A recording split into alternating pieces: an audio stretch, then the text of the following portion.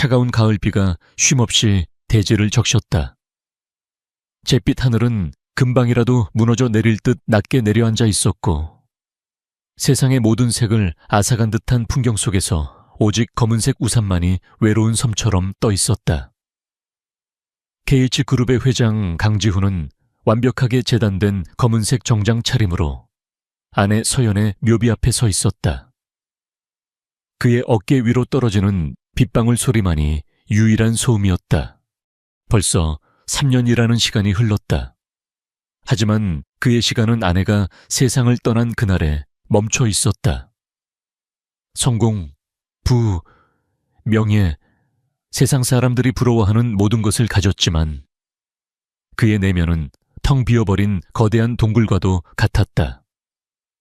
아내의 갑작스러운 죽음 이후 내려진 무정자증 진단은 그의 남은 삶의 마지막 사형 선고나 다름없었다. 그는 차가운 대리석 묘비를 가만히 쓸어보았다. 사진 속 서연은 여전히 눈부시게 웃고 있었다. 그 미소를 볼 때마다 심장이 갈갈이 찢기는 듯한 고통이 밀려왔다. 그는 그녀에게 아무것도 해줄 수 없었다. 지켜주지도, 그녀와의 미래를 이어갈 아이를 남기지도 못했다. 그는 완벽한 실패자였다.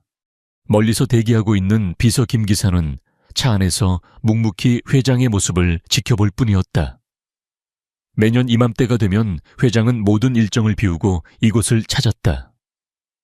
세상의 정점에서 군림하는 냉철한 기업가의 모습은 온데간데 없고 오직 상실감에 젖은 한 남자만이 서 있을 뿐이었다. 바람이 조금 더 거세졌다. 빗줄기가 그의 바짓단을 적셨지만 그는 미동도 하지 않았다. 슬픔은 이제 무감각으로 변해버린 지 오래였다. 그는 그저 이 의식을 치를 뿐이었다. 사랑했던 아내에 대한 마지막 의무, 그리고 자신의 공허함을 확인하는 잔인한 의식. 그는 이제 그만 돌아가야겠다고 생각했다. 바로 그 순간이었다. 그의 등 뒤에서 아주 희미한 소리가 들렸다. 젖은 나무잎이 밟히는 소리 같기도 했고 작은 동물이 움직이는 소리 같기도 했다. 그는 무심코 고개를 돌렸다. 그리고 그의 눈은 믿을 수 없는 광경을 마주했다. 그의 심장이 바닥으로 곤두박질 치는 것 같았다. 3명의 아이였다. 7살이나 8살쯤 되었을까. 똑같이 생긴 3명의 아이들이 비에 흠뻑 젖은 채로 낡고 해진 옷을 입고 서 있었다. 아이들은 깡마른 몸으로 서로에게 기댄 채 두려움과 경계심이 가득한 눈으로 그를 바라보고 있었다. 하지만 그를 얼어붙게 만든 것은 아이들의 비참한 행색이 아니었다. 아이들의 얼굴이었다. 그 작은 얼굴들은 마치 죽은 아내 서연의 어린 시절을 그대로 복사해서 붙여놓은 듯했다. 커다란 눈, 오뚝한 콧날, 굳게 담은 입술까지. 서연의 결혼 전 앨범에서 보았던 바로 그 모습이었다. 지우는 순간 숨을 쉴 수가 없었다. 슬픔이 만들어낸 환각인가.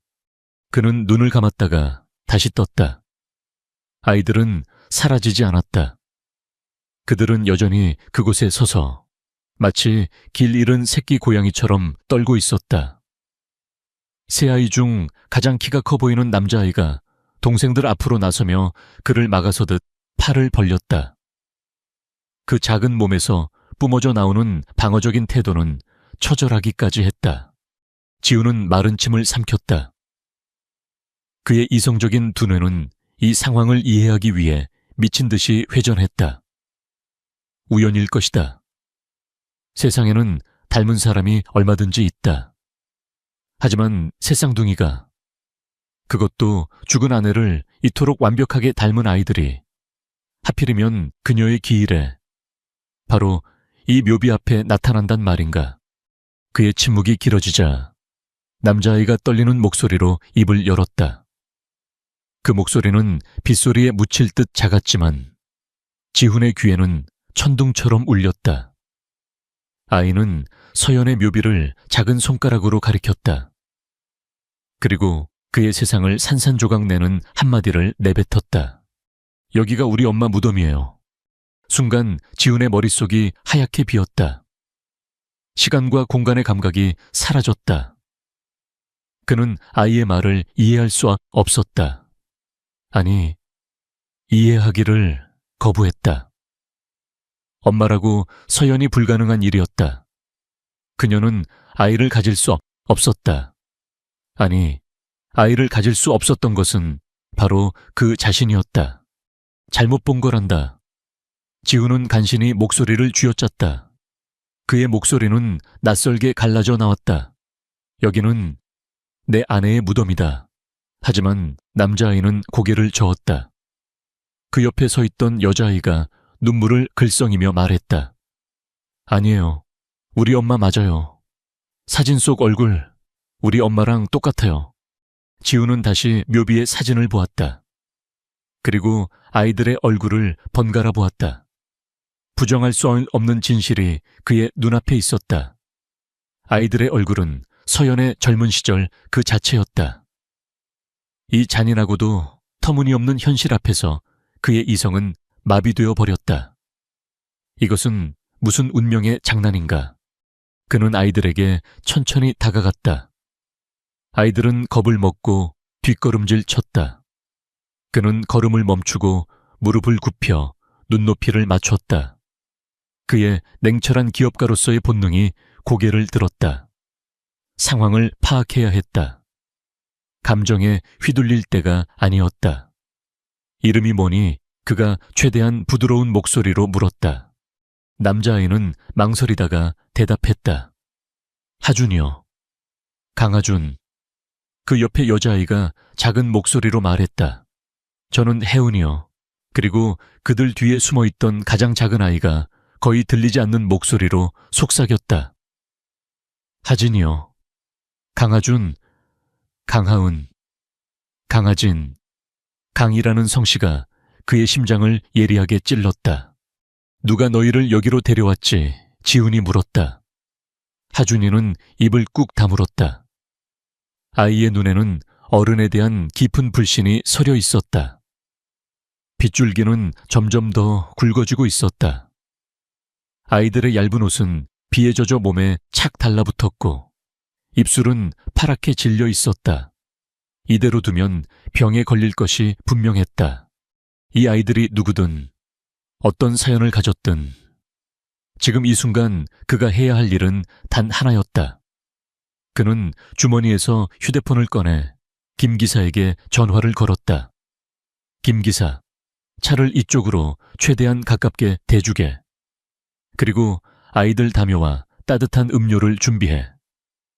수화기 너머로 김 기사의 당황한 목소리가 들렸지만 그는 더 이상 설명하지 않고 전화를 끊었다.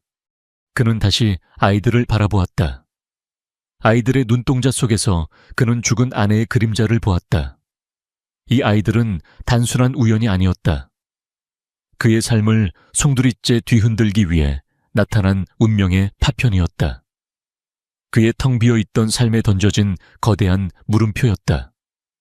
그는 진실을 알아내야만 했다. 잠시 후 육중한 세단이 조용히 그들 옆에 멈춰 섰다. 김 기사가 차에서 내려 뒷문을 열었다. 그는 아이들의 겁에 질린 표정과 회장의 굳은 얼굴을 번갈아 보며 아무 말도 하지 못했다. 그는 그저 묵묵히 자신의 임무를 수행할 뿐이었다. 지우는 일어서서 아이들을 향해 손을 내밀었다. 우선 비를 피해야지. 같이 가자. 하준이는 여전히 경계심을 풀지 않았다. 하지만 하은이와 하진이는 추위에 지쳐 있었다. 지훈의 목소리에는 거부할 수 없는 힘이 실려 있었다. 결국 하준이는 동생들의 손을 꼭 잡고 마지못해 고개를 끄덕였다. 아이들은 조심스럽게 차에 올라탔다. 따뜻하고 안락한 차 안의 침묵은 숨 막힐 듯했다. 지훈은 김 기사가 건네준 담요로 아이들의 작은 몸을 감싸주었다. 아이들은 난생 처음 경험하는 고급스러운 공간에 어쩔 줄 몰라 하며 몸을 잔뜩 웅크렸다. 지우는 창밖으로 빠르게 멀어지는 묘지를 바라보았다. 오늘은 아내의 3주기였다. 그는 여느 때처럼 슬픔과 공허함을 확인하기 위해 그곳을 찾았다. 하지만 그는 상상도 못한 것을 가지고 돌아가고 있었다. 죽은 아내를 닮은 3명의 아이들, 그리고 그 아이들이 던진 충격적인 한마디. 여기가 우리 엄마 무덤이에요. 그의 얼어붙었던 심장이 다시 뛰기 시작했다. 고통 때문이 아니라 거대한 미스터리와 차가운 분노 때문이었다. 폭풍이 그의 삶에 몰아치기 시작했다. 강지훈의 저택은 성체와도 같았다. 높은 담장과 최첨단 보안 시스템으로 둘러싸인 그곳은 외부 세계와 완벽하게 단절된 그만의 왕국이었다. 하지만 그 왕국은 생기라고는 찾아볼 수 없는 차가운 대리석과 잘 닦인 유리로 이루어진 거대한 박물관에 가까웠다. 적막감만이 유일한 주인이었던 그 공간에 3명의 작은 이방인이 발을 들여놓았다. 아이들은 현관에 들어서는 순간부터 얼어붙었다. 샹들리에에서 쏟아지는 눈부신 빛, 발소리를 집어삼키는 두꺼운 카펫, 벽에 걸린 추상화들. 아이들이 평생 보아왔던 세상과는 전혀 다른 풍경이었다.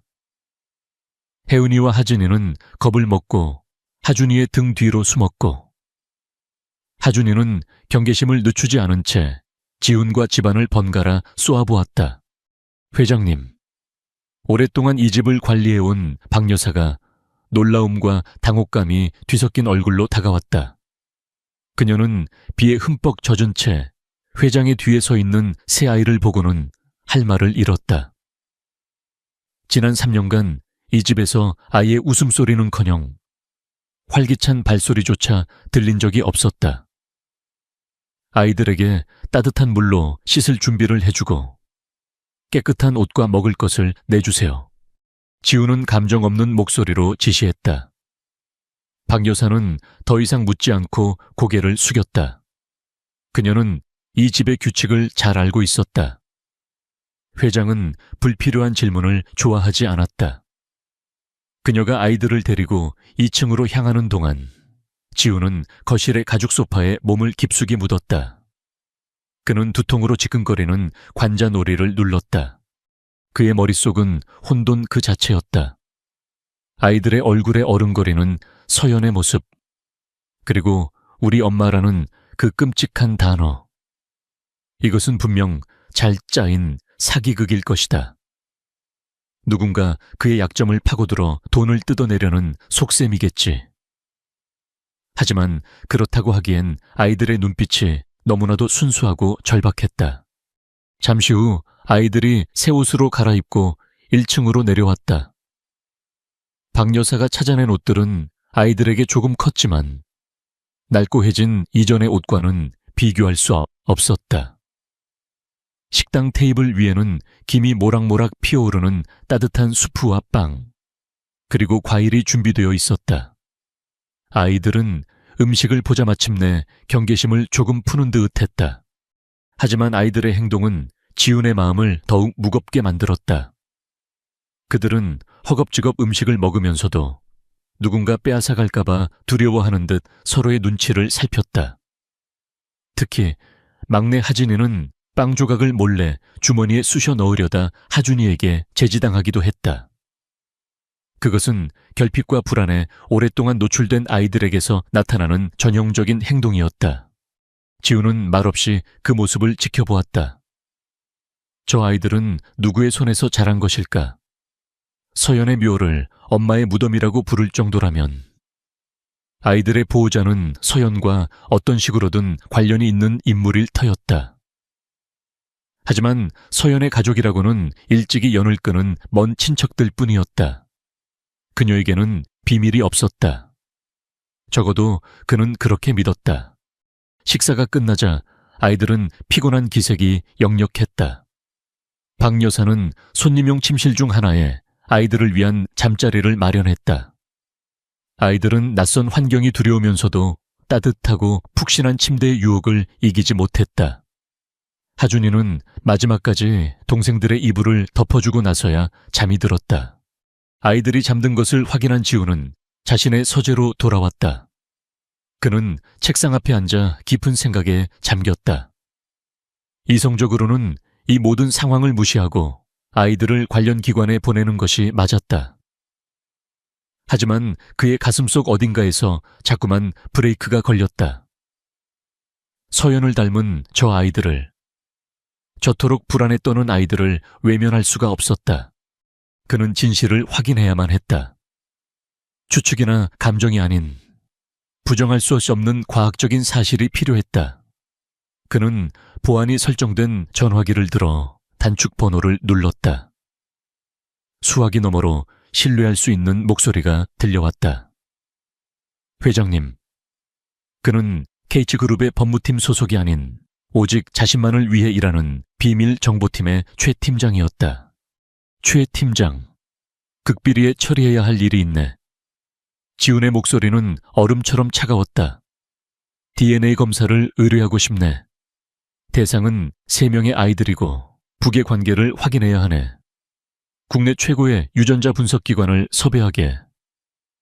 결과는 어떤 기록도 남지 않도록 오직 내게만 직접 보고해야 하네. 알겠습니다. 시료는 어떻게 확보하시겠습니까? 그건 내가 알아서 하지. 그는 전화를 끊고 2층으로 올라갔다. 아이들이 잠든 방으로 조용히 들어갔다. 달빛이 창문을 통해 들어와 아이들의 평온한 얼굴을 비추고 있었다. 그는 혜은이의 머리카락 몇 올을 조심스럽게 뽑았다. 그리고 하준이가 마셨던 물컵을 챙겼다. 그는 서재에서 자신의 구강 상피세포를 채취했다.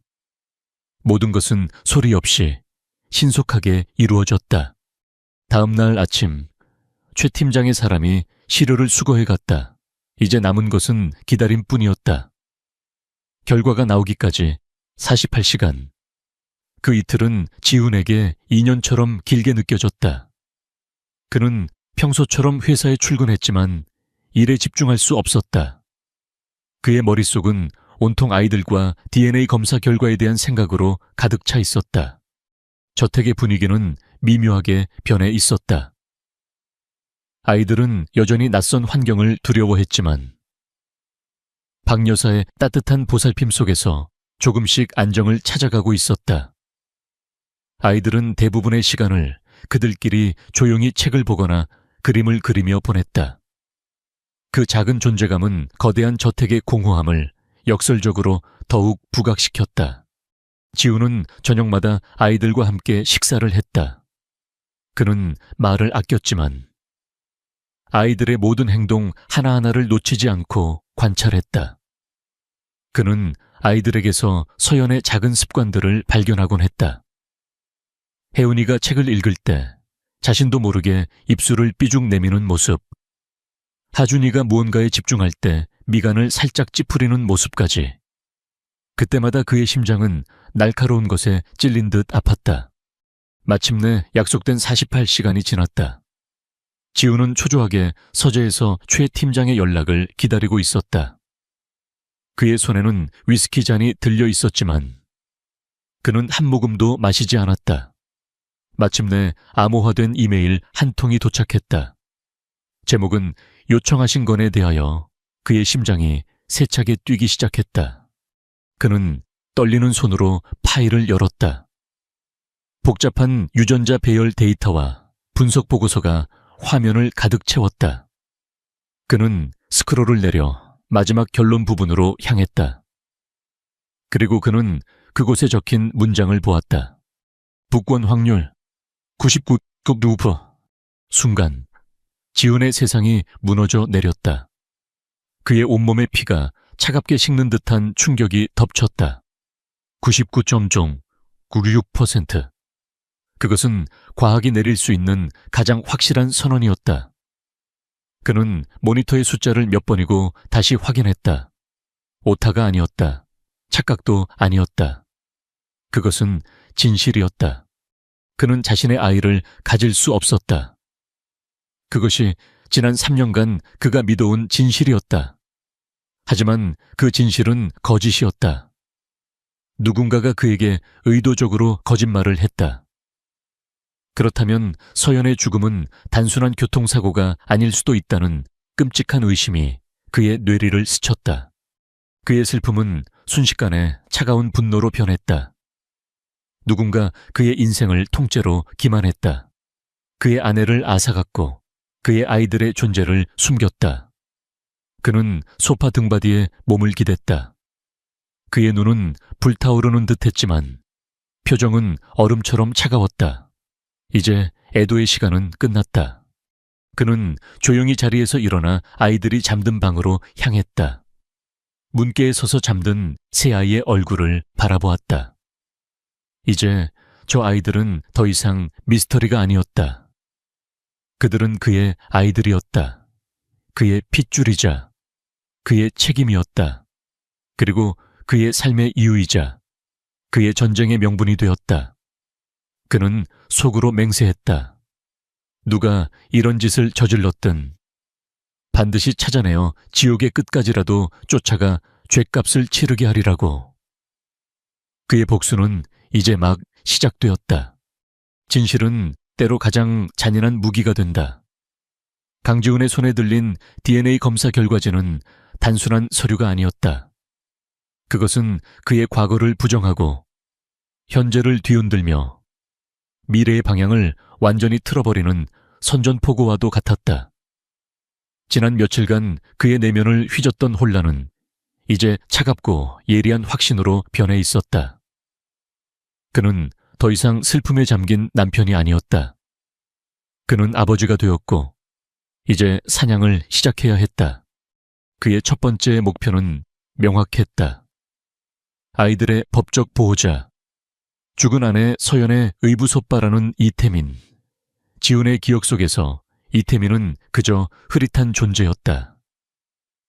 서연의 장례식에서 몇 번 마주친 것이 전부였다. 그는 서연의 새어머니가 데려온 아들이었고 서연은 그에 대해 거의 언급한 적이 없었다.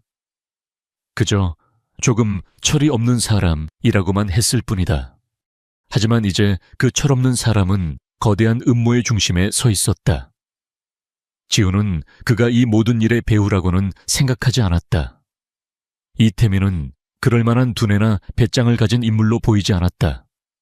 하지만 그는 분명 연결고리였다. 진실로 향하는 첫 번째 문. 지훈은 그 문을 부수고 들어가야 했다. 그는 최 팀장을 자신의 사무실로 불렀다.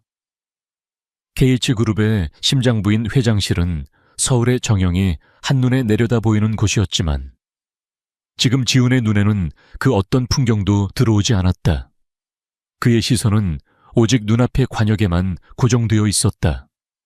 이태민, 36, 무직, 서연이의 의부소빠. 이 남자에 대해 알아낼 수 있는 모든 것을 알아내게. 최 팀장은 말없이 고개를 숙였다. 그는 회장의 눈에서 이글거리는 차가운 분노를 읽었다. 이것은 단순한 뒷조사가 아니었다. 전쟁의 시작이었다. 지난 7년간의 행적, 재정 상태, 주변 인물들, 특히 서연이가 죽기 전후의 행적을 집중적으로 파고들게 먼지 한 톨까지 털어내 최 팀장의 정보팀이 움직이기 시작하자 정보는 놀라울 정도로 빠르게 지훈의 책상 위로 쏟아져 들어왔다. 이태민의 삶은 한마디로 기생이었다. 그는 변변한 직업 한 번 가져본 적 없이 도박과 사치로 점철된 인생을 살아왔다. 서연이 죽은 후 그는 아이들의 법적 보호자가 되면서 아이들 앞으로 남겨진 서연의 유산을 관리하게 되었다. 보고서는 그의 씀씀이가 상식의 수준을 넘어섰다는 것을 보여주었다. 최고급 외제, 차, 강남의 고급 오피스텔, 해외 원정 도박, 아이들을 돌보는 보호자의 삶이라고는 도저히 믿을 수 없는 행태였다. 아이들이 왜 그렇게 굶주리고 불안에 떨었는지 이제야 이해가 되었다. 분노가 그의 혈관을 타고 흘렀다. 하지만 지훈은 감정을 드러내지 않았다. 그는 뱀을 잡기 전에 풀숲을 함부로 건드려서는 안 된다는 것을 잘 알고 있었다. 그는 이태민을 자신의 영역으로 끌어들이기로 했다. 그는 비서를 통해 이태민에게 연락했다. KH그룹의 강지훈 회장께서 아이들의 양육 문제에 대해 논의하고 싶어 하십니다. 미끼는 던져졌다. 이태민은 예상대로 즉시 미끼를 물었다. KH그룹 회장과의 만남은 그에게 허영심을 충족시켜주는 동시에 더 많은 것을 뜯어낼 기회로 보였을 것이다. 약속된 날, 이태민이 KH그룹 본사 회장실에 모습을 드러냈다. 그는 명품으로 온몸을 치장했지만 그 옷들은 마치 주인을 잘못 만난 듯 어색해 보였다. 그는 지훈 앞에서 슬픔에 잠긴 처남이자 힘겹게 조카들을 돌보는 선량한 삼촌의 가면을 쓰고 있었다. 매제, 아니, 강 회장님, 이렇게 직접 뵙게 될 줄은 몰랐습니다. 우리 서연이, 불쌍한 내 동생. 그는 눈가를 훔치는 신용까지 했다. 지훈은 아무 말 없이 그가 연극을 계속하도록 내버려 두었다. 지훈은 그를 관찰했다. 그의 눈은 탐욕으로 번들거렸고 그의 태도에는 오만함이 배어 있었다. 그는 지훈을 자신과 동급의 인물 혹은 그저 돈 많은 물주 정도로 여기고 있는 것이 분명했다. 지훈은 속으로 비웃었다. 저런 하찮은 자가 감히 자신의 아내와 아이들을 건드렸단 말인가. 아이들은 잘 있습니까? 지훈이 마침내 입을 열었다. 그의 목소리는 감정의 동요가 전혀 느껴지지 않아 오히려 더 위협적이었다. 네, 그럼요. 물론이죠. 제가 제 목숨처럼 아끼고 있습니다. 다만 아시다시피 남자 혼자서 새 아이를 키운다는 게 보통 일이 아닙니다. 재정적으로도 많이 힘들고요. 이태민은 노골적으로 돈 이야기를 꺼냈다. 그는 지훈이 아이들에 대한 죄책감과 애정을 이용해 거액의 양육비를 뜯어낼 수 있으리라 확신하고 있었다. 지훈은 고개를 끄덕였다. 힘들었겠군요. 내가 아이들을 처음 만났을 때 아이들은 비를 흠뻑 맞은 채 굶주려 있었으니 그 말에 이태민의 얼굴이 순간 굳어졌다. 아, 그날은 제가 잠시 한눈을 판 사이에 아이들이 말도 없이 사라져서 저도 정말 간담이 서늘했습니다. 그는 어설픈 변명을 늘어놓았다. 지훈은 더 이상 그의 연극을 받아줄 생각이 없었다. 그는 책상 서랍에서 얇은 서류 봉투 하나를 꺼내 테이블 위로 미끄러뜨렸다. 이게 뭐죠? 이태민이 의아한 표정으로 물었다. 열어보시죠. 지훈이 말했다. 이태민은 봉투를 열고 안의 내용물을 꺼냈다. 그것은 DNA 검사 결과지였다. 그가 서류의 내용을 확인하는 순간 그의 얼굴에서 핏기가 사라졌다. 그의 눈이 믿을 수 없다는 듯이 흔들렸다. 이게 어떻게... 그는 말을 잇지 못했다. 선량한 삼촌의 가면이 산산조각 나고 그의 본 모습이 드러나기 시작했다. 이제 본론으로 들어가지. 지훈이 차갑게 말했다. 아이들은 내 아이들이요. 당신은 그동안 내 아이들을 방치하고 아이들에게 돌아가야 할 돈을 횡령했지. 이태민의 얼굴이 당혹감에서 분노로 바뀌었다. 그는 더 이상 연기할 필요가 없다고 판단한 듯 했다. 그래서 어쨌다는 거요. 당신은 아이를 못 낳는 고자 아니었어. 이제 와서 아버지 행세라도 하겠다는 건가? 그의 입에서 저속한 단어들이 쏟아져 나왔다. 법적으로 아이들은 내 조카들이고 보호자는 나야. 당신은 아무 권리도 없어. 그는 마치 자신이 우위에 있기라도 한 것처럼 소리쳤다. 지훈은 그의 발악을 조용히 지켜보았다. 그의 반응은 지훈의 예상을 한치도 벗어나지 않았다. 어리석고 탐욕스러우며 궁지에 몰리자 이성을 잃고 날뛰는 모습. 법적 절차는 이미 진행 중이오. 지훈이 담담하게 말했다. 당신은 양육권을 잃게 될 거고 횡령 혐의로 감옥에 가게 되겠지. 웃기지 마 이태민이 자리에서 벌떡 일어났다. 내가 가만히 있을 것 같아. 언론에 다 떠벌릴 거야. KH그룹 회장이 죽은 아내의 오빠에게서 조카들을 빼앗으려 한다고 내놈 이미지는 바닥으로 떨어지게 될 걸. 그는 그것이 자신의 마지막 무기라고 생각하는 듯 했다. 바로 그 순간 지우는 확신했다. 이태민은 장기판 위에 졸에 불과했다. 무정자증 진단을 조작하고 아내의 죽음을 사고로 위장할 만한 치밀함이나 능력이 그에게는 없었다. 그는 그저 누군가가 던져주는 돈을 받아먹으며 이용당했을 뿐이다. 그는 너무나도 단순하고 예측 가능했다. 진정한 적은 이태민 뒤에 숨어 이 모든 상황을 조종하고 있는 자였다.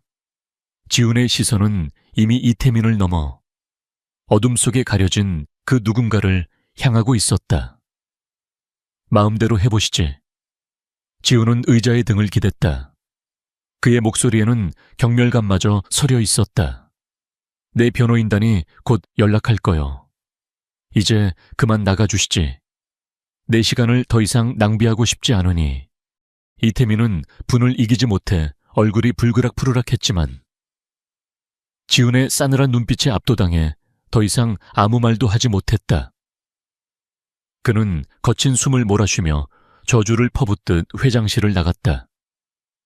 문이 닫히고 사무실에 다시 정적이 찾아왔다. 지훈은 눈을 감았다. 진짜 전쟁은 이제부터 시작이었다. 그는 자신의 가장 가까운 곳부터 의심해야 했다. 그의 왕국 안에 배신자가 있었다. 이태민이 폭풍처럼 사라진 후 회장실에는 다시 무거운 침묵이 내려앉았다. 하지만 이전의 공허한 침묵과는 달랐다. 그것은 폭풍 전야의 고요함. 팽팽하게 당겨진 활시위 같은 긴장감이 감도는 침묵이었다. 강지훈은 승리감 따위는 느끼지 않았다. 그는 방금 하찮은 졸 하나를 잡았을 뿐이었다. 이 거대한 체스판을 움직이는 진짜 킹은 여전히 안개 속에 숨어 있었다. 그는 천천히 자리에서 일어나 통유리창 앞으로 걸어갔다. 그의 발 아래로 서울의 심장이 거대한 회로처럼 펼쳐져 있었다. 수많은 빌딩과 자동차 불빛들이 얽히고 설켜 거대한 유기체처럼 숨쉬고 있었다. 저 도시의 정점에서 그는 모든 것을 가졌다고 생각했다. 하지만 그는 가장 중요한 것을 속수무책으로 빼앗겼다. 그의 머리는 그 어느 때보다 차갑고 명료하게 회전했다. 이태민은 이 모든 것을 계획할 능력이 없다. 그렇다면 누가 그의 뒤에 있는가? 누가 이태민 같은 폐물을 이용해 자신의 아내를 죽음으로 몰고 아이들을 숨겼으며 자신에게 무정자증이라는 거짓 족쇄를 채웠는가? 질문은 단 하나였고 그 질문에 대한 답을 찾기 위해 그는 과거를 거슬러 올라가야 했다. 무정자증 진단, 모든 비극의 시작점이었다. 그 진단으로 인해 가장 큰 이익을 본 사람은 누구인가? 지훈은 눈을 감았다. 아버지 강 회장이 세상을 떠난 후 KH그룹의 후계 구도는 명확했다. 창업주의 장남이자 압도적인 경영 능력을 입증한 자신. 하지만 그에게는 단 하나의 약점이 있었다. 후계자를 낳을 수 없다는 것. 그의 부림은 곧 그의 왕국의 종말을 예고하는 것이나 다름없었다. 그리고 그가 사라진 옥좌에 앉게 될 사람은 단 한 명뿐이었다. 아버지의 두 번째 부인에게서 태어난 이복 동생. 강민혁. 언제나 그의 그늘에 가려져 있던 온화한 미소 뒤에 날카로운 야망을 숨기고 있던 남자.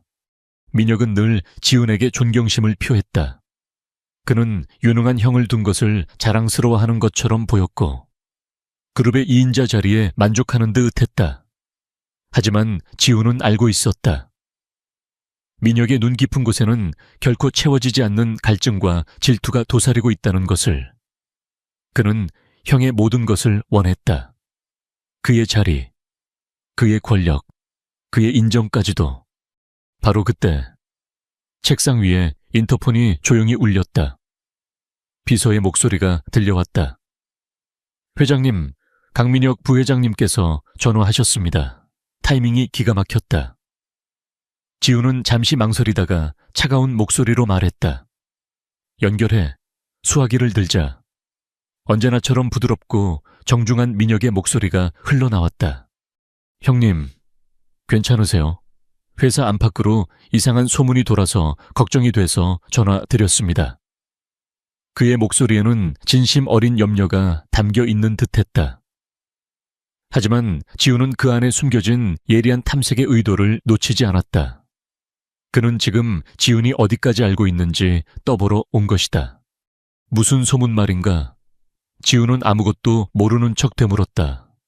아니, 형수님을 닮은 아이들이 나타났다는 뭐 그런 터무니없는 이야기입니다. 이태민이라는 자가 퍼뜨리고 다니는 모양입니다. 신경 쓰지 마십시오. 형님, 제가 깨끗하게 처리하겠습니다. 그는 지훈의 편에 서서 문제를 해결해줄 충직한 동생을 연기하고 있었다. 고맙군. 지훈이 짧게 대답했다. 하지만 내 일은 내가 알아서 처리하네. 자네는 자네 일에나 신경 쓰도록. 물론입니다. 형님, 혹시 제가 도울 일이 있다면 언제든지 말씀하십시오. 전화가 끊어졌다. 지우는 수화기를 내려놓았다. 짧은 통화였지만 그는 확신했다. 뱀은 바로 자신의 집 안에 있었다. 민혁은 너무 서둘렀다. 그는 지훈이 이태민을 만났다는 사실을 이미 알고 있었고 이태민이 어떤 말을 퍼뜨리고 다닐지 예측하고 있었다. 그는 자신의 연극이 지훈을 안심시키고 동시에 지훈의 반응을 통해 정보를 얻어내려 했다. 하지만 그는 자신의 형을 너무 얕보았다. 지훈은 다시 최 팀장을 호출했다. 최 팀장이 사무실로 들어서자 지훈은 창밖을 등진 채 서 있었다. 그의 얼굴은 그림자에 가려 보이지 않았다. 지금부터 진짜 목표를 쫓는다. 그의 목소리가 낮게 울렸다. 목표는 강민혁 부회장이다. 최 팀장의 얼굴에 처음으로 놀라움의 빛이 스쳐 지나갔다. 그는 회장의 이복동생이자 그룹의 2인자를 조사하라는 명령에 잠시 할 말을 잃었다. 이것은 회사의 운명을 건 위험한 도박이었다. 강민혁 부회장의 모든 것을 파헤치게 지우는 돌아보지 않은 채 말을 이었다.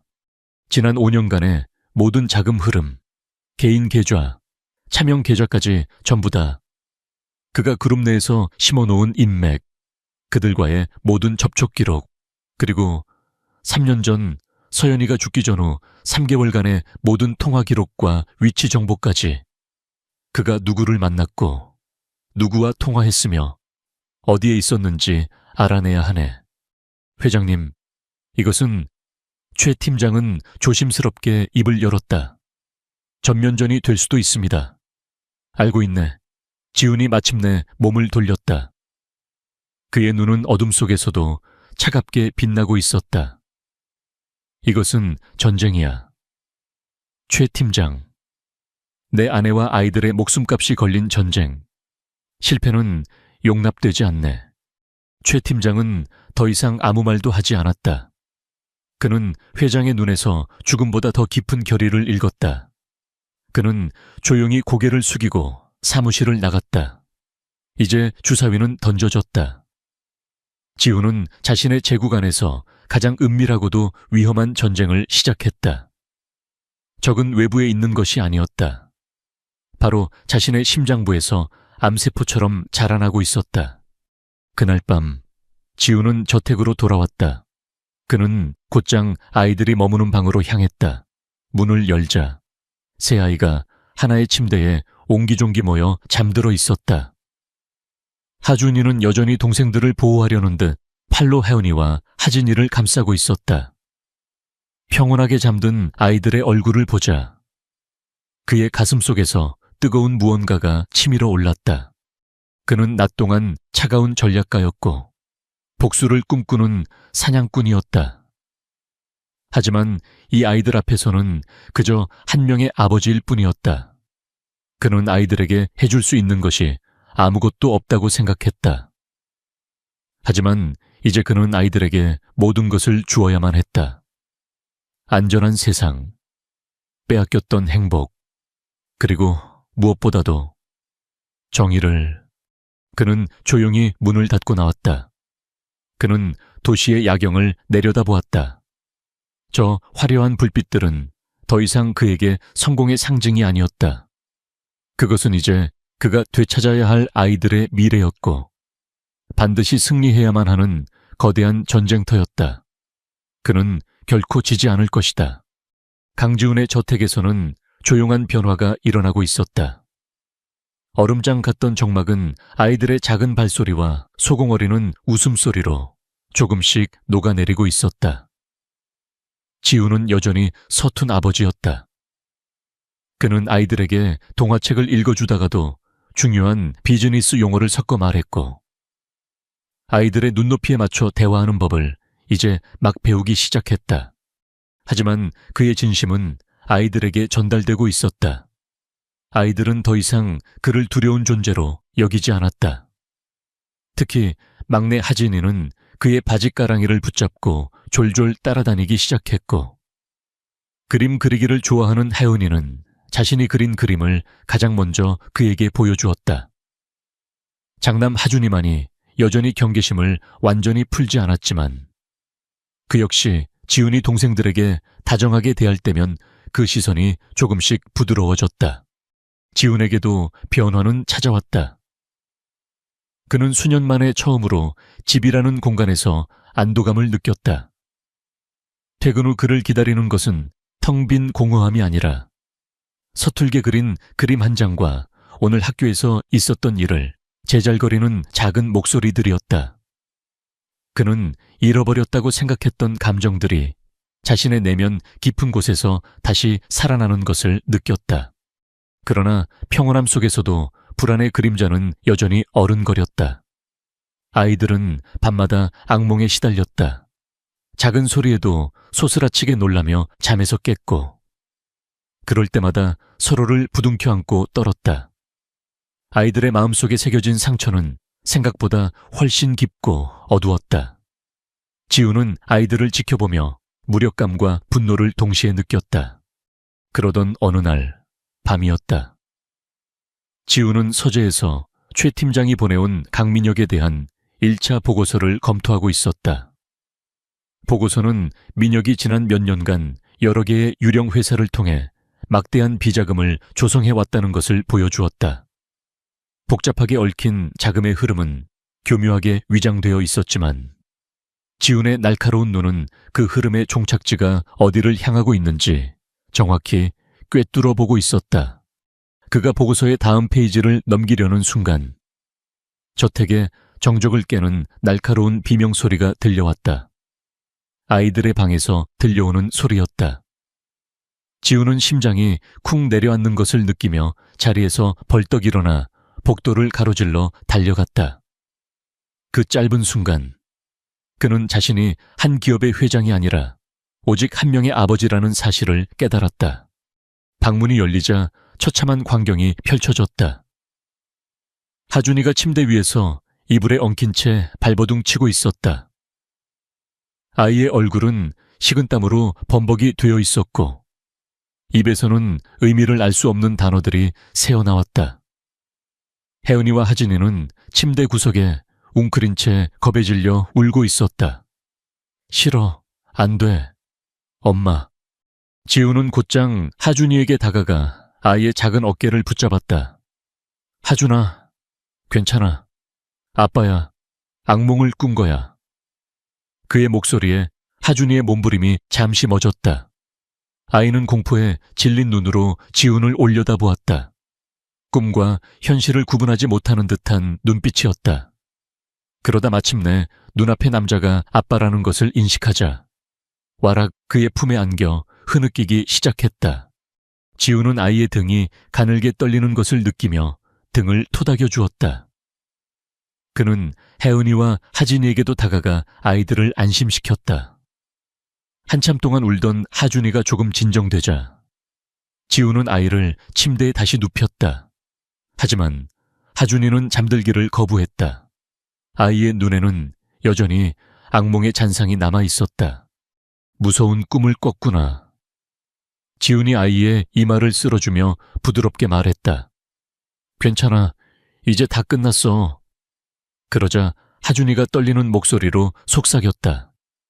그 목소리는 너무나도 작았지만 방 안의 모든 소리를 집어삼킬 만큼 강력했다. 꿈이 아니에요. 아이는 텅 빈 눈으로 허공을 응시했다. 옷장 안에 숨어 있었어요. 너무 무서워서. 아이의 말은 두서가 없었지만 지우는 숨을 죽인 채 귀를 기울였다. 엄마가 울고 있었어요. 무서운 아저씨랑 싸웠어요. 무서운 아저씨 지훈의 심장이 차갑게 식어내렸다. 그는 혹시나 하는 마음에 조심스럽게 물었다. 그 아저씨가 누구였니? 하준아. 하준이는 대답 대신 고개를 저었다. 아이는 그 기억을 다시 떠올리는 것만으로도 극심한 고통을 느끼는 듯했다. 지훈은 더 이상 아이를 다그칠 수 없었다. 그는 그저 아이의 손을 꼭 잡아줄 뿐이었다. 하지만 하준이는 스스로 입을 열었다. 그것은 마치 독을 뱉어내려는 필사적인 몸부림처럼 보였다. 민혁 삼촌이었어요. 그 이름이 하준이의 입에서 나오는 순간 지훈의 머릿속에서 마지막 퍼즐 조각이 맞춰졌다. 그의 모든 의심이 끔찍한 현실로 확인되는 순간이었다. 삼촌이 파란색 서류 가방을 달라고 했어요. 엄마는 안 된다고 했어요. 아빠 거라고. 아빠한테 줘야 한다고 했어요. 파란색 서류 가방. 서연은 그 안에 무엇을 가지고 있었던 것일까? 민혁은 왜 그것을 그토록 원했던 것일까? 그리고 그것은 그녀의 죽음과 어떤 관련이 있는가? 엄마가 삼촌을 밀치고 도망쳤어요. 그리고 그 다음 날 엄마가 하늘나라로 갔어요. 하준이는 말을 마치고 다시 울음을 터뜨렸다. 지훈은 아이를 끌어안았다. 그의 품에 안긴 아이는 가냘프고 작았지만 그 아이가 던진 진실의 무게는 청은망은처럼 무거웠다. 서연은 사고로 죽은 것이 아니었다. 그녀는 살해당한 것이었다. 자신의 동생 강민혁의 손에, 그리고 그녀는 마지막 순간까지 자신과 아이들을 지키기 위해 싸우고 있었다. 그는 아이들이 모두 다시 잠들 때까지 곁을 지켰다. 아이들의 고른 숨소리를 들으며 그의 내면에서는 뜨거운 슬픔과 차가운 분노가 뒤섞여 하나의 거대한 결의로 굳어지고 있었다. 이것은 더 이상 단순한 경영권 다툼이나 유산 싸움이 아니었다. 이것은 정의에 관한 문제였다. 그는 조용히 방을 나와 서재로 돌아왔다. 책상 위에 놓인 강민혁의 비자금 보고서가 이제 전혀 다른 의미로 다가왔다. 이것은 단순한 회계 부정이 아니었다. 이것은 괴물의 먹잇감, 그의 야망을 채우기 위한 연료였다. 그리고 그 야망의 끝에는 자신의 아내의 죽음이 있었다. 지우는 다시 최 팀장에게 전화를 걸었다. 그의 목소리는 강철처럼 차갑고 단단했다. 최 팀장, 지금부터 조사 방향을 바꾼다. 파란색 서류 가방을 찾아 3년 전 서연이가 마지막 몇 달 동안 만졌거나 조사했거나 숨겼을 모든 것을 찾아내. 필요하다면 세상을 통째로 뒤집어서라도 찾아내야 하네. 아이의 악몽 속에서 흘러나온 작은 속삭임은 이제 거대한 전쟁의 서막을 알리는 포효가 되었다. 지훈의 눈에는 더 이상 슬픔의 흔적이 남아있지 않았다. 오직 복수를 향한 불타는 집념만이 섬뜩하게 빛나고 있었다. 다음 날 아침 K그룹의 회장실 공기는 전날 밤과는 완전히 달라져 있었다. 슬픔과 분노의 뜨거운 용암은 하룻밤 사이에 차갑고 단단한 흑요석으로 굳어 있었다. 강지훈은 더 이상 혼란스러워하지 않았다. 그의 눈은 목표를 정확히 조준하는 사냥꾼의 눈빛으로 빛나고 있었다. 그의 앞에는 최 팀장과 그룹 최고의 법률 고문인 박 변호사가 서 있었다. 지금부터 우리의 전략을 설명하지. 지훈의 목소리는 회의실의 온도를 몇 도는 떨어뜨릴 만큼 차가웠다. 우리는 두 개의 전선에서 동시에 전쟁을 시작한다. 하나는 세상 모든 사람이 보게 될 시끄러운 전쟁. 다른 하나는 오직 우리만이 아는 조용한 전쟁이 될 걸세. 박 변호사가 조심스럽게 물었다. 회장님께서 말씀하시는 시끄러운 전쟁이란 이태민과의 양육권 소송을 의미하시는 겁니까? 정확하네. 지훈은 고개를 끄덕였다. 나는 이태민을 상대로 내 아이들을 되찾기 위한 처절한 법적 공방을 시작할 걸세. 언론을 최대한 활용하게. KH그룹의 회장이 비정한 처남에게서 아이들을 되찾기 위해 싸우는 아버지의 모습으로 비치도록 동정심을 유발하고 대중의 관심을 이쪽으로 완벽하게 집중시켜야 하네. 최 팀장이 그의 의도를 파악하고 말했다. 연막 작전이시군요. 그렇지. 지훈의 입가에 희미하지만 섬뜩한 미소가 걸렸다. 모두가 내가 감상적인 가족 드라마에 빠져 허우적거린다고 생각하게 만들어야 하네. 내가 슬픔과 분노에 눈이 멀어 이성적인 판단을 하지 못한다고 믿게 만들어야죠.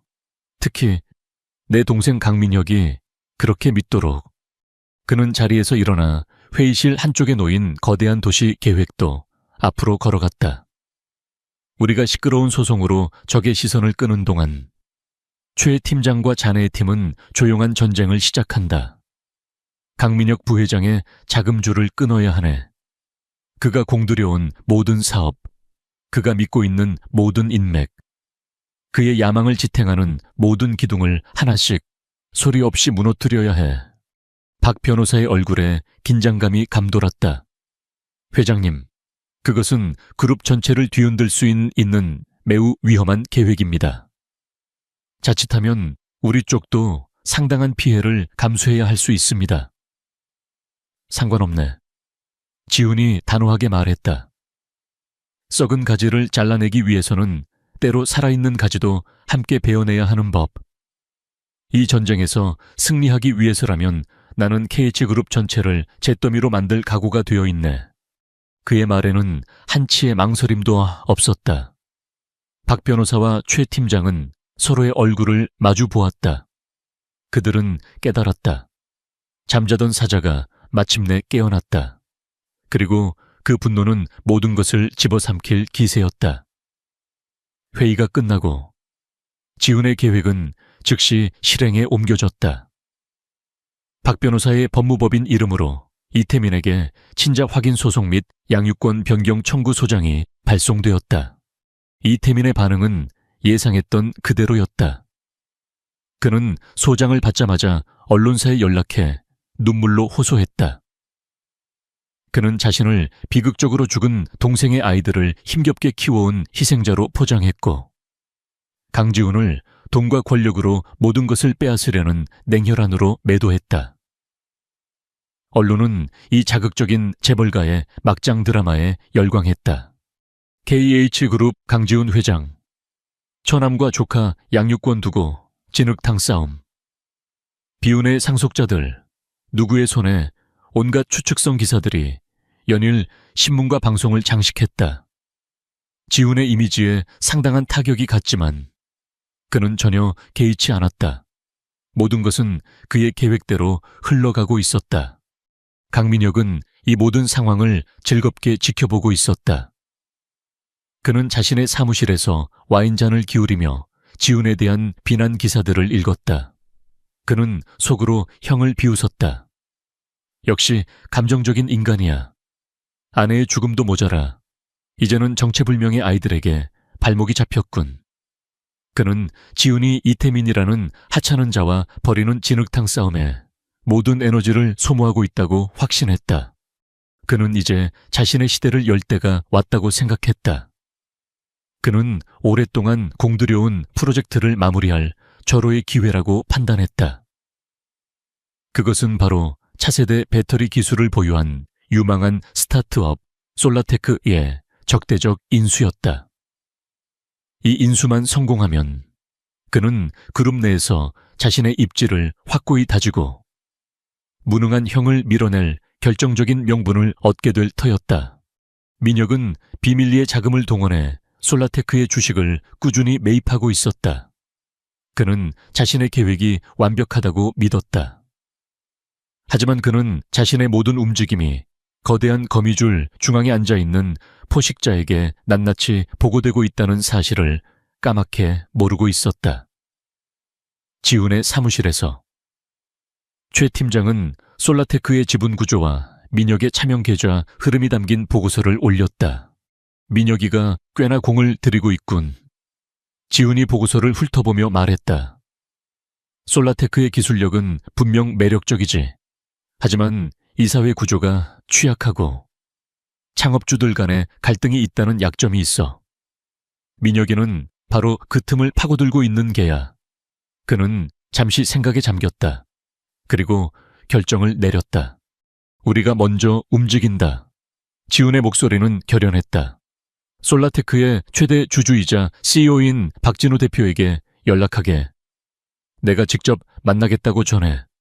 그리고 동시에 우리가 보유한 모든 유동 자금을 동원해 시장에 풀린 솔라테크의 주식을 전부 매입하게. 민혁이가 눈치채지 못하도록 여러 개의 계좌를 통해 조용히 진행해야 하네. 그의 명령은 즉각 실행되었다.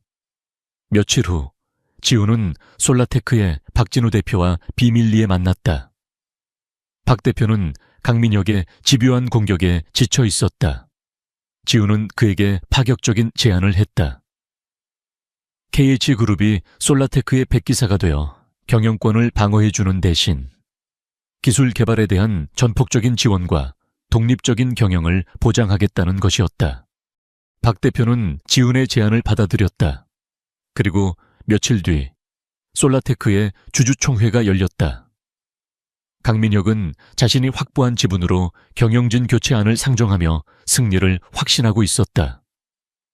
하지만 투표가 시작되자 상황은 급변했다. 지훈이 우호 지분을 포함해 압도적인 지분율로 민혁의 안건을 부결시켜버린 것이다. 민혁은 충격에 휩싸였다. 그는 자신의 계획이 어떻게 실패했는지 이해할 수 없었다. 누군가 자신의 뒤통수를 친 것이 분명했다. 그가 분노와 혼란 속에서 범인을 찾고 있을 때 그의 휴대폰으로 문자 메시지 한 통이 도착했다. 발신인은 강지훈이었다. CEO 번째 검은 얕게 베는 법이지. 다음은 목을 겨누게 될 걸세. 그 순간 민혁은 온몸의 피가 얼어붙는 것을 느꼈다. 형은 진흙탕 싸움에 빠져 허우적거리고 있는 것이 아니었다. 그는 처음부터 모든 것을 알고 있었다. 이태민과의 소송은 그저 연극이었을 뿐이다. 진짜 전쟁터는 바로 이곳, 자신이 모든 것을 걸었던 이사회 회의장이었다. 그는 형의 손바닥 위에서 놀아나고 있었다. 그의 얼굴에서 오만했던 미소가 사라지고 처음으로 두려움의 그림자가 드리워졌다. 지훈의 복수는 이제 막 그 서막을 올렸을 뿐이었다.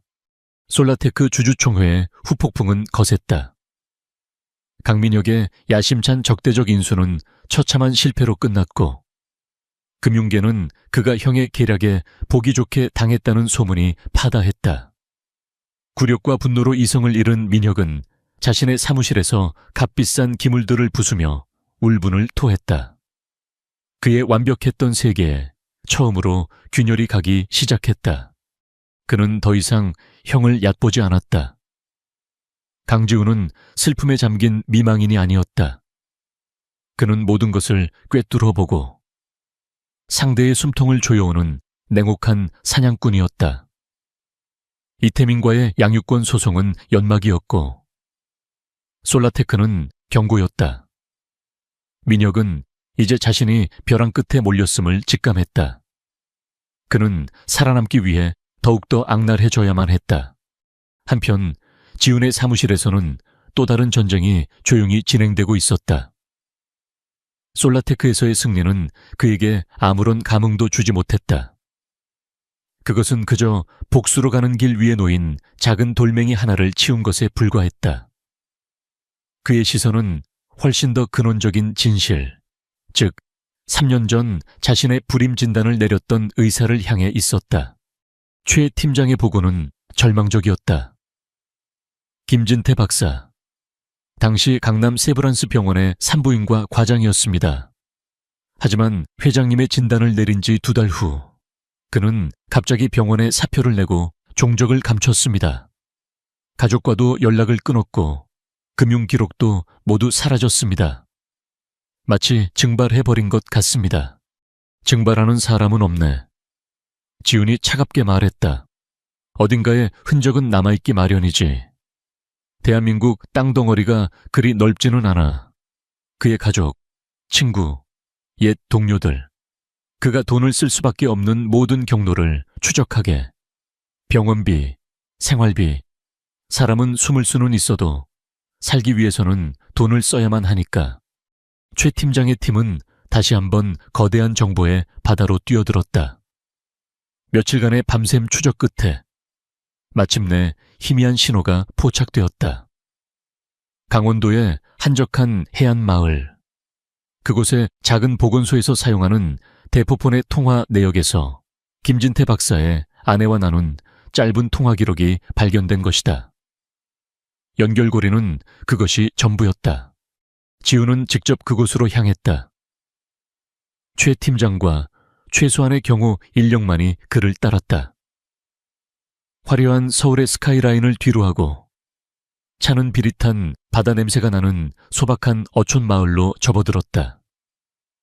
낡고 허름한 보건소 건물 앞에서 차가 멈췄다.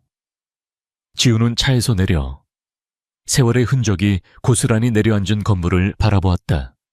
그가 찾던 남자, 김진태 박사는 그곳에 있었다. 서울의 유능한 의사였던 그의 모습은 온데간데 없었다. 그는 희끗희끗한 머리에 깊게 팬 주름, 그리고 세상 모든 것에 지친 듯한 공허한 눈을 가진 초라한 시골 의사로 늙어가고 있었다. 그가 보건소 문을 나서는 순간 지훈과 눈이 마주쳤다. 김 박사의 얼굴이 새하얗게 질렸다. 그는 유령이라도 본 듯한 표정으로 뒷걸음질 쳤다. 그의 눈동자가 공포로 격렬하게 흔들렸다. 그는 도망치려 했지만 이미 그의 퇴로는 최 팀장의 사람들에 의해 막혀 있었다. 지훈은 천천히 그에게 다가갔다. 그의 그림자가 겁에 질린 남자를 완전히 뒤덮었다. 그들은 보건소의 작은 진료실에 마주 앉았다. 낡은 약품 냄새와 소독약 냄새가 코를 찔렀다. 오랜만이군요. 박사님, 지훈이 먼저 침묵을 깼다. 그의 목소리는 낮고 조용했지만 그 안에는 거부할 수 없는 압박감이 담겨 있었다. 저는 당신을 모릅니다. 김 박사는 떨리는 목소리로 부인했다. 지훈은 더 이상 그와 말을 섞지 않았다. 그는 테이블 위로 얇은 서류철 하나를 올려놓았다. 그 안에는 김 박사가 지난 3년간 숨어 지내온 모든 기록, 그의 가족들이 누구의 도움으로 생활하고 있는지에 대한 자료가 담겨 있었다. 당신은 숨었지만 당신의 가족은 숨지 못했더군요. 김 박사의 마지막 방어선이 무너져 내렸다. 그는 고개를 숙인 채 가늘게 떨기 시작했다. 수년간 그를 짓눌러왔던 죄책감과 공포가 마침내 그의 영혼을 잠식했다. 말해 주시죠. 지훈이 말했다. 3년 전 그날, 누가 당신에게 내 진료 기록을 조작하라고 시켰습니까? 김 박사는 한참 동안 아무 말도 하지 못했다. 그러다 마침내 고개를 들었다. 그의 눈에는 눈물이 가득 고여 있었다. 그는 악마였습니다. 그의 목소리가 갈라져 나왔다. 그는 제 하나뿐인 딸의 유학 생활에 대한 모든 것을 알고 있었습니다. 만약 제가 시키는 대로 하지 않으면 제 딸이 이 세상에서 사라지게 될 거라고 협박했습니다. 누가? 지훈이 짧게 물었다. 민혁 부회장이었습니다. 마침내 그 이름이 진료실의 무거운 공기 속으로 뱉어졌다. 김 박사는 모든 것을 털어놓았다. 강민혁이 어떻게 자신에게 접근했는지, 어떻게 가족을 빌미로 협박했는지, 그리고 어떻게 완벽한 거짓 진단서를 만들어내도록 강요했는지. 그의 고백은 수년간 묵혀온 독처럼 흘러나왔다. 바로 그때 지훈의 휴대폰이 조용히 진동했다. 최 팀장에게서 온 메시지였다. 두 번째 돌파구 찾았습니다. 김 박사의 고백을 듣는 동안 최 팀장의 다른 팀은 서연의 사고 차량을 마지막으로 정비했던 폐차 직전의 정비소를 추적하고 있었다. 그들은 마침내 정비소의 주인이었던 남자를 찾아냈다. 남자는 모든 것을 자백했다. 사고 며칠 전 거액의 돈을 받고 누군가의 지시로 브레이크 오일에 미세한 구멍을 냈다고. 그리고 그 돈의 출처는 강민혁이 비자금 세탁용으로 사용하던 유령 회사 중 하나였다. 이제 모든 조각이 맞춰졌다. 거짓 진단서, 살해 동기, 그리고 직접적인 살해 방법까지. 지훈은 휴대폰을 내려놓았다. 그는 김 박사를 바라보았다. 남자는 여전히 흐느끼고 있었다. 박사님, 당신은 피해자입니다. 지훈이 말했다. 하지만 진정한 속죄는 도망치는 것이 아니라 진실을 마주하는 것입니다. 제가 당신과 당신의 가족을 지켜드리겠습니다. 그러니 법정에서 모든 것을 증언해 주십시오. 김 박사는 눈물 젖은 눈으로 고개를 끄덕였다. 지훈은 자리에서 일어났다. 사냥은 끝났다. 이제 남은 것은 처형뿐이었다. 그는 보건소를 나와 검은 세단에 몸을 실었다. 그의 얼굴에는 그 어떤 감정도 드러나 있지 않았다. 오직 서슬퍼런 결의만이 그의 눈동자 속에서 얼음처럼 빛나고 있었다. 이제 뱀의 목을 자를 시간이었다. 김진태 박사의 고백과 브레이크 고장에 대한 증거. 강지훈은 이제 강민혁을 파멸시킬 두 개의 검을 손에 쥐었다. 하지만 그의 마음 한구석에는 여전히 풀리지 않는 의문이 남아있었다.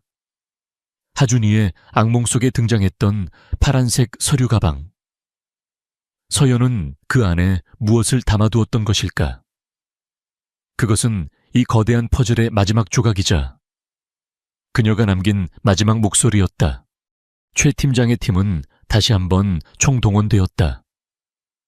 그들은 서연의 이름으로 등록된 모든 은행의 개인 금고, 그녀가 사용했던 모든 사무 공간, 심지어 그녀가 가끔 들르던 갤러리의 물품 보관함까지 샅샅이 뒤졌다. 하지만 파란색 서류 가방의 흔적은 어디에서도 발견되지 않았다. 그것은 마치 처음부터 존재하지 않았던 것처럼 완벽하게 사라져 있었다. 지훈은 초조해졌다. 그는 서재에 틀어박혀 서연의 유품들을 하나씩 다시 살펴보았다. 그녀의 일기장, 그녀가 읽던 책들, 그녀가 남긴 메모들. 그는 그녀의 생각의 흐름을 쫓아 그녀가 가장 소중한 것을 어디에 숨겼을지 추리하려 애썼다. 하지만 아무리 생각해도 답은 나오지 않았다. 서연은 늘 그의 예상을 뛰어넘는 여자였다. 며칠이 흘렀다. 지훈은 저택의 정원에서 아이들이 노는 모습을 멍하니 바라보고 있었다. 하준이와 하진이는 공을 차고 있었고 하은이는 벤치에 앉아 낡은 동화책을 읽고 있었다. 그 모습은 평화로웠지만 지훈의 마음은 폭풍우가 몰아치는 바다와도 같았다. 바로 그때 하은이가 책을 들고 그에게 다가왔다. 아빠, 이 책 냄새 한번 맡아보세요. 오래된 종이 냄새가 나요. 엄마가 이 냄새를 제일 좋아했어요. 아이는 순수한 미소를 지으며 책을 내밀었다. 그 순간 지훈의 머릿속에 번개처럼 한 가지 기억이 스쳐 지나갔다. 결혼 초 서연과 함께 낡은 헌책방을 거닐던 기억이었다. 그녀는 오래된 책들이 간직한 시간의 냄새를 사랑한다고 말했었다. 그녀가 좋아했던 곳. 은행 금고나 사무실처럼 차갑고 기능적인 공간이 아닌 그녀의 영혼이 깃든 장소. 지훈은 자리에서 벌떡 일어났다. 최 팀장, 지금 당장 차를 준비하게. 그의 머릿속에 한 장소가 떠올랐다. 화려한 강남이 아닌 시간이 멈춘 듯한 인사동의 어느 낡은 골목. 그곳에는 서연이 남몰래 후원하던 작은 사설, 도서관이 있었다. 도서관은 조용했다. 희끗희끗한 머리에 나이든 관장이 그를 맞았다. 그는 강지훈을 알아보지 못했지만 그가 서연의 남편이라는 것을 알자 놀라움과 슬픔이 뒤섞인 표정을 지었다. 사모님께서는 정말 좋은 분이셨습니다. 이곳 아이들을 위해 얼마나 많은 애를 쓰셨는지 모릅니다. 지훈은 곧장 본론으로 들어갔다. 아내가 혹시 이곳에 무언가 맡겨둔 것이 있습니까? 개인적인 물건이라도. 관장은 잠시 생각에 잠기더니 이내 고개를 끄덕였다. 아, 있었습니다. 돌아가시기 한 달 전쯤이었을 겁니다. 아주 중요한 것이니 아무에게도 말하지 말고 잘 보관해달라고 신신당부하셨지요. 관장은 그를 도서관 가장 안쪽 낡은 목자의 캐비닛 앞으로 안내했다. 그는 먼지 쌓인 열쇠 꾸러미에서 작은 열쇠 하나를 찾아 자물쇠를 열었다. 삐걱거리는 소리와 함께 캐비닛 문이 열렸다. 그리고 그 안 낡은 책들 사이에 파란색 서류 가방이 놓여 있었다. 하준이의 악몽 속에 등장했던 바로 그 가방이었다. 지훈은 마른 침을 삼켰다. 그는 떨리는 손으로 가방을 꺼내 들었다. 그것은 평범한 가죽 가방이었지만 그 안에는 한 여자의 목숨과 세 아이의 운명, 그리고 한 남자의 무너진 세계가 담겨 있었다. 그는 관장에게 감사를 표하고 곧장 저택으로 돌아왔다. 그는 서재의 문을 잠그고 혼자 가방을 열었다. 가방 안의 내용물은 그의 예상을 뛰어넘는 것이었다. 그 안에는 단순한 증거 서류 이상의 것이 담겨 있었다. 그것은 서연이 홀로 싸워온 전쟁의 기록이었다. 첫 번째로 나온 것은 꼼꼼하게 정리된 회계 장부였다. 강민혁이 유령 회사를 통해 빼돌린 비자금의 흐름이 날짜별, 항목별로 완벽하게 기록되어 있었다. 곳곳에는 서연의 필체로 남겨진 메모가 적혀 있었다. 두 번째는 여러 개의 USB 드라이브였다. 그 안에는 강민혁과 그의 공모자들이 나누는 대화의 녹음 파일이 담겨 있었다. 형은 아이도 못 낳는 반쪽짜리야. KH그룹은 이제 내 것이 되어야 해. 민혁의 경멸과 야망이 가득 담긴 목소리가 서재의 차가운 공기를 갈랐다. 그리고 마지막으로 가방 맨 밑에는 편지 한 통이 놓여 있었다. 사랑하는 지훈 씨에게. 지훈은 떨리는 손으로 편지를 펼쳤다. 그것은 서연의 마지막 목소리였다. 내 사랑. 만약 당신이 이 편지를 읽고 있다면 그건 내가 이 싸움에서 졌다는 뜻이겠지요. 미안해요. 당신에게 아무 말도 하지 않아서 나는 무서운 사실을 알게 되었어요. 민혁 씨가 오랫동안 당신을 속이고 회사를 좀먹고 있었다는 것을요. 그리고 그가 당신의 건강검진 결과까지 조작했다는 것을요. 나는 당신에게 이 사실을 바로 알릴 수 없었어요. 당신이 형제와 피비린내, 나는 싸움을 벌이게 하고 싶지 않았어요. 이것은 내가 해결해야 할 나의 싸움이라고 생각했어요. 나는 당신과 우리 아기들을 지키고 싶었어요. 그래요. 지훈 씨, 우리에게 아기들이 생겼어요. 그것도 셋이나. 의사 선생님이 그러더군요. 기적이라고. 나는 이 사실을 당신의 생일에 깜짝 선물로 알려주고 싶었어요. 이 모든 더러운 문제를 해결하고 당신에게 세상에서 가장 큰 행복을 안겨주고 싶었어요. 편지가 지훈의 손에서 힘없이 떨어졌다. 그의 눈에서 뜨거운 눈물이 쏟아져 내렸다. 그것은 슬픔의 눈물이 아니었다. 자책과 미안함. 그리고 아내에 대한 경외심이 뒤섞인 눈물이었다. 그는 몰랐다. 자신이 불임의 고통 속에서 절망하고 있을 때 그의 아내는 뱃속에 새 생명을 품고 거대한 악에 맞서 홀로 싸우고 있었다. 그는 그녀가 연약한 피해자라고 생각했다. 하지만 그녀는 그 누구보다 강인한 전사였다. 그녀는 그를, 그리고 아이들을 지키기 위해 자신의 목숨을 걸었다. 지훈의 슬픔은 순식간에 강철보다 더 단단하고 용암보다 더 뜨거운 분노와 결의로 변했다. 이것은 더 이상 개인적인 복수가 아니었다. 이것은 그의 여왕이 시작했던 마지막 전쟁을 끝내는 것이었다. 그는 눈물을 닦았다. 그의 눈에는 이제 그 어떤 망설임도 남아있지 않았다. 그는 책상 위에 전화기를 들어 박 변호사에게 전화를 걸었다. 그의 목소리는 강철이 부딪히는 소리처럼 차갑고 결연했다. 박 변호사, 긴급 이사회를 소집하게, 그리고 모든 언론사에 연락해. KH그룹의 차기, 회장 승계에 대한 중대 발표가 있을 거라고. 그는 수화기를 내려놓았다.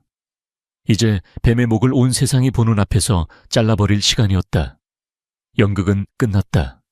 KH그룹의 컨퍼런스 홀은 살얼음판 같은 긴장감으로 가득 차 있었다. 긴급 이사회 및 주주총회 소집 공고가 나간 지 불과 48시간 만에 대한민국에 내로라 하는 재계 인사들과 언론사 기자들이 구름처럼 몰려들었다. 소문의 진원지는 강민혁이었다. 그는 자신이 마침내 형을 몰아내고 그룹의 새로운 총수로 등극할 것이라고 은밀히 흘리고 다녔다. 강민혁은 의기양양하게 회의장 맨 앞자리에 앉아 있었다. 그는 자신이 이 게임의 승자라고 확신했다. 형은 고작 이태민 같은 좀도둑과 지저분한 양육권 다툼이나 벌이고 있지 않은가. 솔라테크 건으로 잠시 자존심의 상처를 입었지만 그는 그것을 형의 마지막 발악 정도로 치부했다.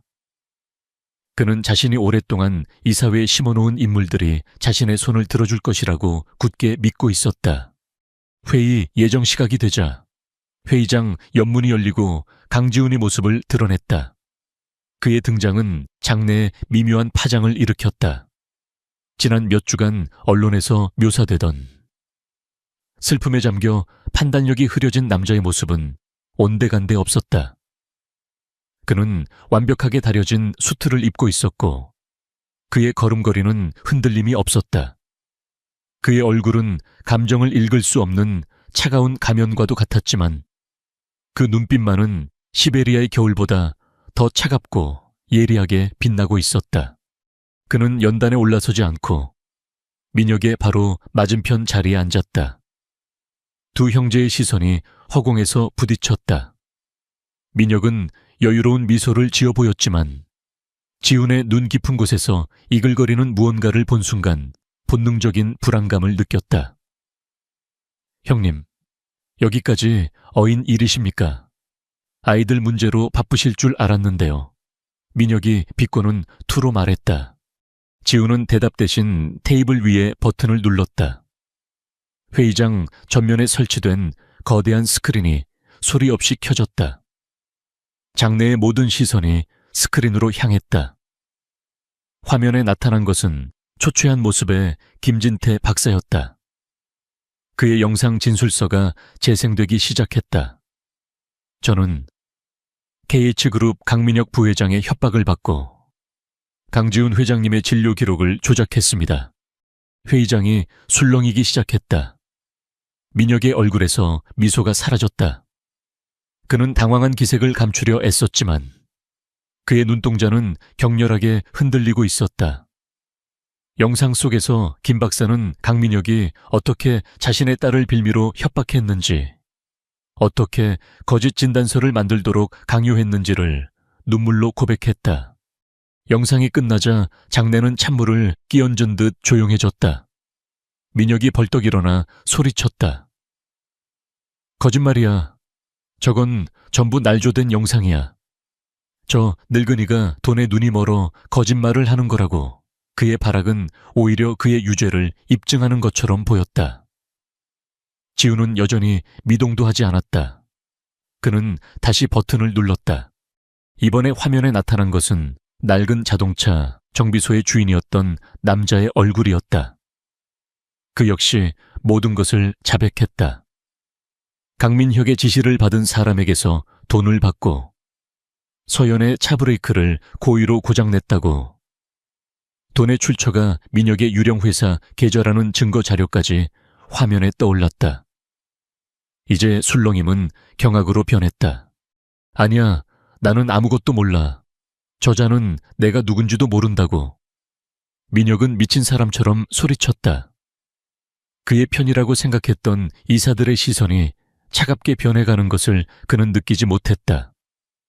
지우는 마치 연극의 마지막 막을 올리는 연출가처럼 마지막 버튼을 눌렀다. 스크린에는 서연의 아름다운 얼굴이 나타났다.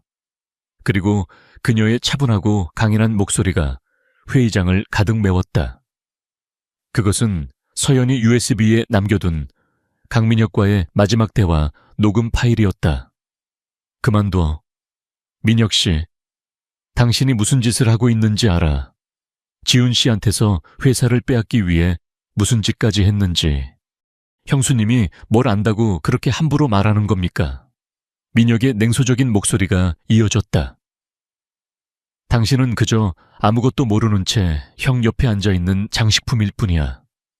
이 회사는 원래 내 것이었어야 해. 당신은 괴물이야. 서연의 목소리가 슬픔과 경멸을 담아 말했다. 나는 당신이 지훈 씨와 우리 아이들을 해치도록 내버려 두지 않을 거야. 녹음 파일이 끝나자 지훈은 마침내 자리에서 일어났다. 그는 주머니에서 작은 USB 하나를 꺼내 테이블 위에 올려놓았다. 방금 들으신 것은 제 아내 서연이가 목숨을 걸고 남긴 증거의 일부일 뿐입니다. 이 아내는 강민혁 부회장이 지난 수년간 어떻게 회사의 자금을 횡령하고 저를 속여왔는지에 대한 모든 기록이 담겨 있습니다. 그는 회의장을 천천히 둘러보았다. 그의 시선이 닿는 곳마다 사람들은 고개를 숙였다. 그리고 여기 제 아내가 남긴 마지막 편지가 있습니다. 그는 서연의 편지를 꺼내 들고 그 일부를 읽기 시작했다. 그래요, 지훈 씨, 우리에게 아기들이 생겼어요. 그것도 셋이나. 그 구절이 읽히는 순간 회의장은 완벽한 충격에 휩싸였다. 강지훈에게 새 쌍둥이 아이들이 있다는 사실, 그리고 그가 불임이 아니었다는 사실. 모든 조각이 맞춰지며 강민혁의 죄악이 거대하고 끔찍한 실체로 드러났다. 그는 단순히 회사를 탐낸 것이 아니었다. 그는 형의 아내를 죽이고 갓 태어난 조카들을 버렸으며 형의 인생을 송두리째 파괴하려 했다. 모든 것이 끝났다. 민혁은 넋이 나간 사람처럼 의자에 주저앉았다. 그의 얼굴에는 더 이상 분노도 오만함도 남아있지 않았다. 오직 텅 빈 절망만이 가득했다. 그의 제국은 불과 몇 분 만에 잿더미가 되어버렸다.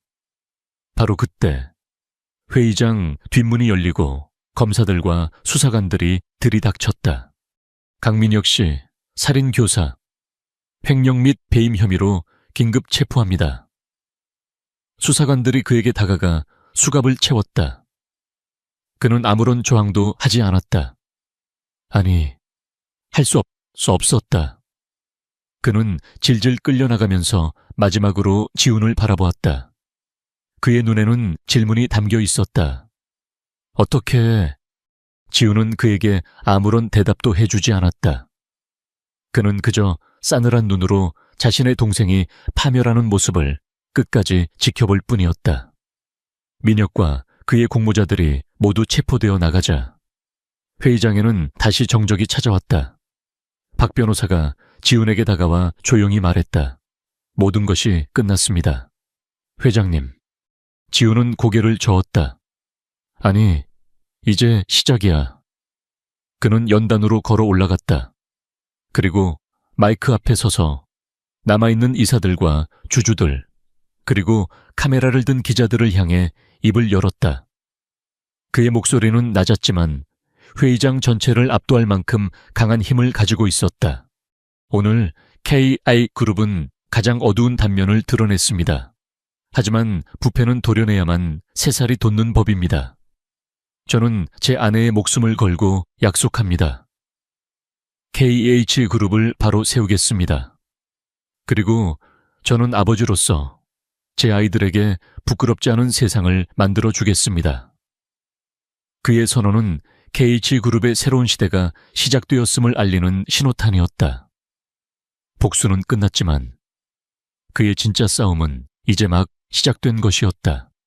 몇 달 후 세상은 다시 제자리를 찾은 듯 보였다. 강민혁과 이태민은 법의 엄중한 심판을 받았다. 서연의 죽음에 대한 직접적인 살인 혐의를 입증하기는 어려웠지만 살인교사, 횡령, 바임, 아동유기 및 학대 등 그들의 죄는 하늘을 찌를 듯했고 법은 그들에게 수십 년이라는 무거운 징역형을 선고했다. KH그룹을 뒤흔들었던 거대한 스캔들은 그렇게 막을 내렸다. 강지훈의 제국은 상처를 입었지만 무너지지 않았다.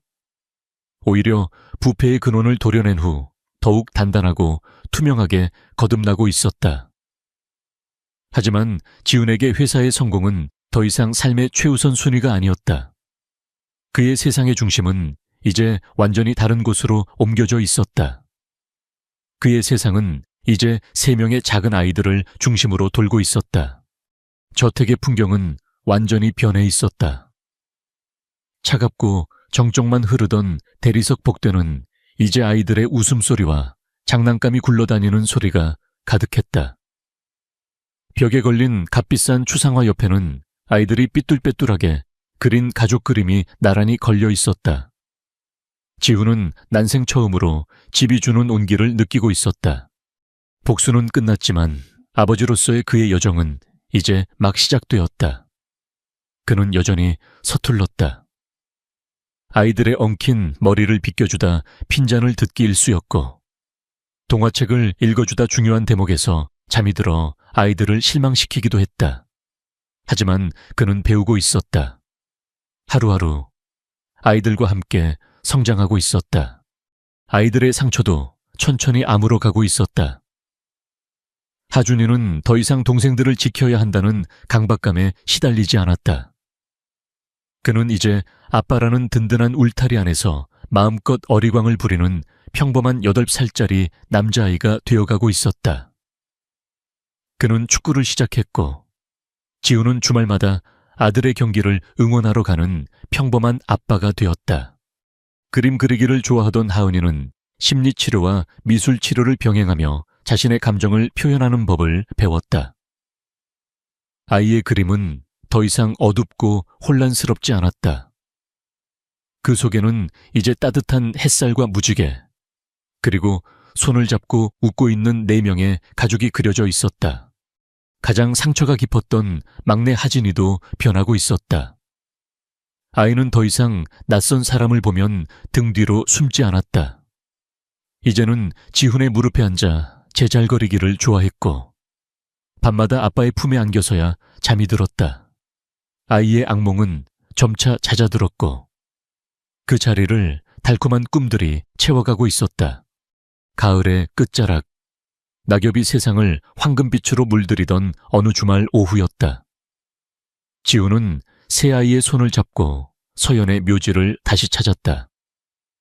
1년 전 비가 쏟아지던 그날과는 모든 것이 달랐다. 하늘은 눈부시게 파랬고 공기는 상쾌했다.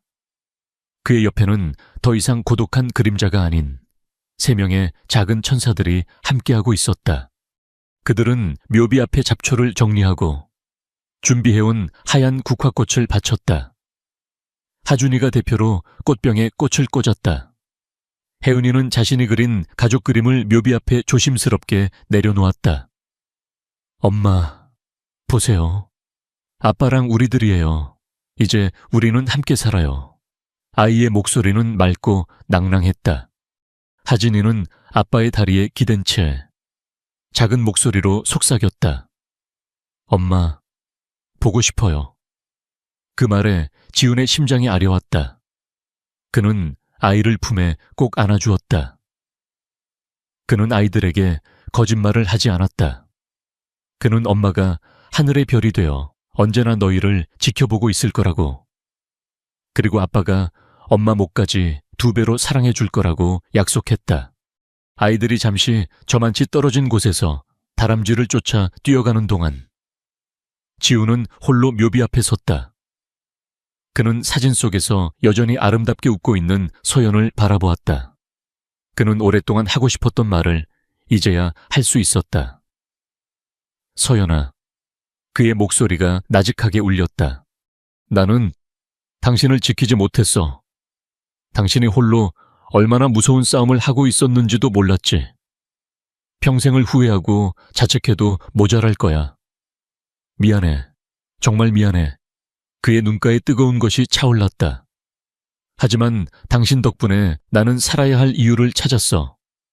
당신이 내게 남겨준 이 아이들, 내 목숨보다 더 소중한 보물들을. 그는 아이들이 제잘거리며 뛰어노는 모습을 돌아보았다. 아이들의 웃음소리가 가을 하늘 아래 청명하게 울려 퍼졌다. 그의 입가에 희미한 미소가 떠올랐다. 그것은 지난 수년간 그가 지었던 그 어떤 미소보다도 진실되고 평온한 미소였다. 보고 있어. 당신의 아이들이 저렇게 예쁘게 자라고 있어. 당신을 꼭 닮아서 아주 강하고 현명하고 따뜻해. 걱정하지 마. 내가 이 아이들 세상 누구보다 행복하게 만들어줄게. 당신이 우리에게 주고 싶었던 그 행복, 내가 반드시 지켜낼게. 하늘에서 편히 쉬어. 내 사랑. 그는 마지막으로 묘비를 부드럽게 쓸어주고는 아이들에게로 걸어갔다. 그는 2 손을 내밀었고 아이들은 달려와 그의 손을 잡았다. 그의 커다란 손이 아이들의 작고 부드러운 손들을 따뜻하게 감쌌다. 네 사람은 함께 천천히 언덕길을 걸어 내려갔다. 그들의 등 뒤로 지는 가을 햇살이 긴 그림자를 드리우고 있었다. 폭풍은 지나갔다. 상처는 남았지만 그 상처 위로 새로운 희망이 싹트고 있었다.